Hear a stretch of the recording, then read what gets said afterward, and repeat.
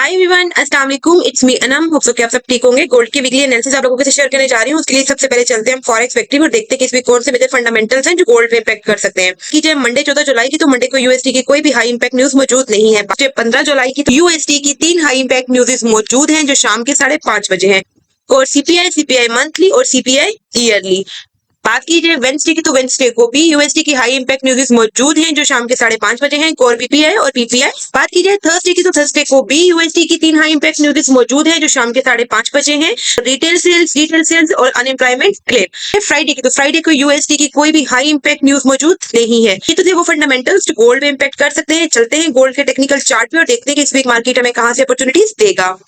ये मैंने गोल्ड का वीकली चार्ट ओपन किया है। सबसे पहले हम ये देखते हैं कि इस वीक की कैंडल ने कैसे क्लोजिंग की है। ये वीकली कैंडल का लो है और ये वीकली कैंडल का हाई है। हम इसी के बीच में हमारे लिए अपॉर्चुनिटीज फाइंड करेंगे। सबसे पहले हम इस कैंडल को देख लेते हैं। इस वीक की कैंडल ने यहाँ से रिजेक्शन ली है और क्लोजिंग जो है वो यहाँ पे की है। लास्ट वीक को देखा जाए तो लास्ट वीक ने एक बुलिश कैंडल क्लोज की थी। इस वीक की लिक्विडिटी भी ली थी और क्लोजिंग जो है वो यहाँ पे की थी। इस वीकली कैंडल को देखा जाए तो इस वीकली कैंडल ने लास्ट वीक की कैंडल का हाई जो है वो लिया है।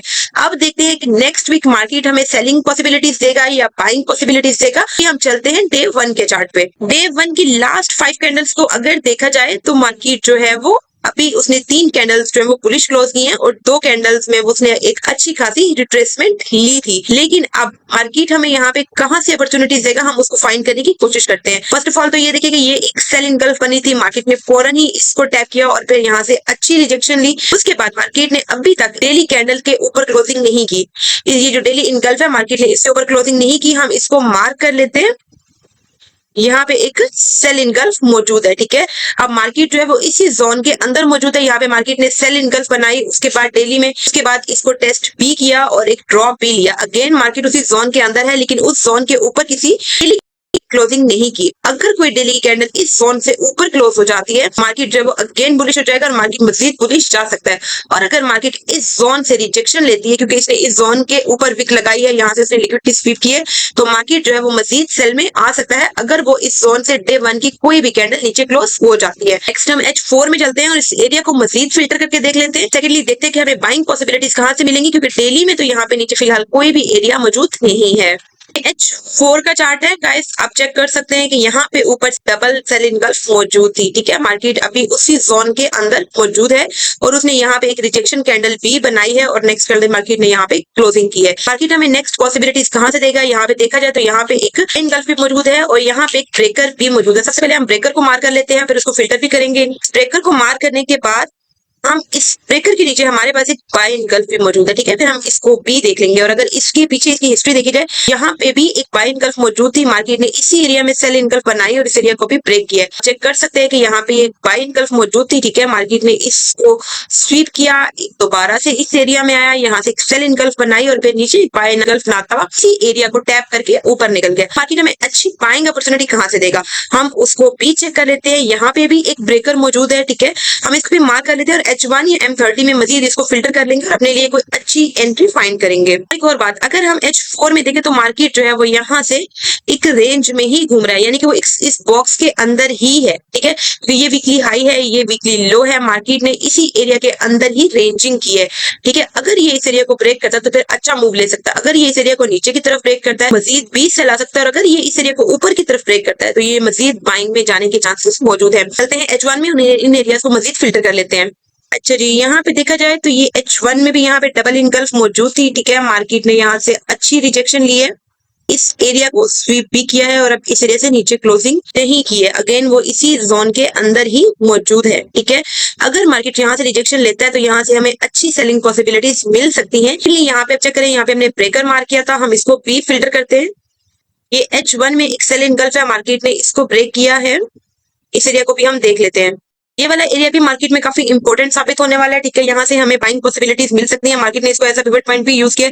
अगर इसके पीछे हिस्ट्री देखी जाए तो यहाँ पे एक बाय इनगल्फ थी, यहाँ पे भी बाय इनगल्फ थी। मार्केट ने इस एरिया में सेल इनगल्फ बनाई और फिर इसको यहाँ पे टैप किया, रिस्पेक्ट भी दी और उसके बाद यहाँ से इसको ब्रेक करके यहाँ बाय इनगल्फ बनाता हुआ ऊपर निकल गया। तो ये वाला एरिया मार्केट में काफी इंपॉर्टेंट है बाइंग के लिए। सेकेंडली ये वाला एरिया भी इंपॉर्टेंट है। यहाँ पे चेक करें कि यहाँ पे एक बाय इनगल्फ मौजूद थी, मार्केट ने यहाँ पे सेल इनगल्फ बनाई। अगेन जब इस एरिया में आया तो बड़ी कैंडल के साथ इस एरिया को ब्रेक किया। ठीक है, और फिर इसी एरिया को टेस्ट करके वापस ऊपर निकल गया। तो बाइंग के लिए हमारे पास ये एरिया बी मौजूद है। इसके अलावा हम मजीद छोटे टाइम फ्रेम में भी जाकर देखेंगे कि नीचे हमारे पास कोई अनटेस्टेड एरिया मौजूद है, वीकली लो से नीचे है, या इस इंटरनल लिक्विडिटी के अंदर हमारे लिए कोई अनटेस्टेड एरिया ऐसा मौजूद है जहां से हमें अच्छी बाइंग पॉसिबिलिटीज मिल सकती है।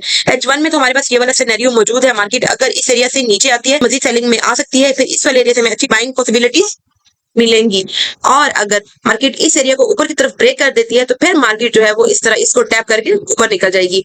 अगर मार्केट यहाँ से ऊपर की तरफ जाती है तो H1 की कैंडल इस ऊपर क्लोज हो जाती है तो मार्केट इस एरिया में अगेन आके हमें एक बाइंग पॉसिबिलिटीज दे सकता है। अदरवाइज अगर मार्केट इस एरिया को नीचे की तरफ ब्रेक कर देता है तो फिर हमारे पास यहाँ से हमें एक सेलिंग पॉसिबिलिटी मिल सकती है शॉर्ट टर्म की इस एरिया तक। ठीक है, फिर ये फर्स्ट एरिया होगा जहां से हम अपनी बाइंग पॉसिबिलिटीज को देखेंगे। सेकेंडली हमारे पास ये वाला एरिया बी मौजूद है। थर्डली ये वाला एरिया है। इस एरिया में हम देख लेते हैं कि M30 या M15 में हमारे पास क्या छोटे टाइम फ्रेम में कोई कंफर्मेशन या कोई ऐसी बाय इनगल्फ मौजूद है जो अनटेस्टेड है, जो हमारे लिए अच्छी बाइंग पॉसिबिलिटीज ला सकती है। इसको भी चेक कर लेते हैं।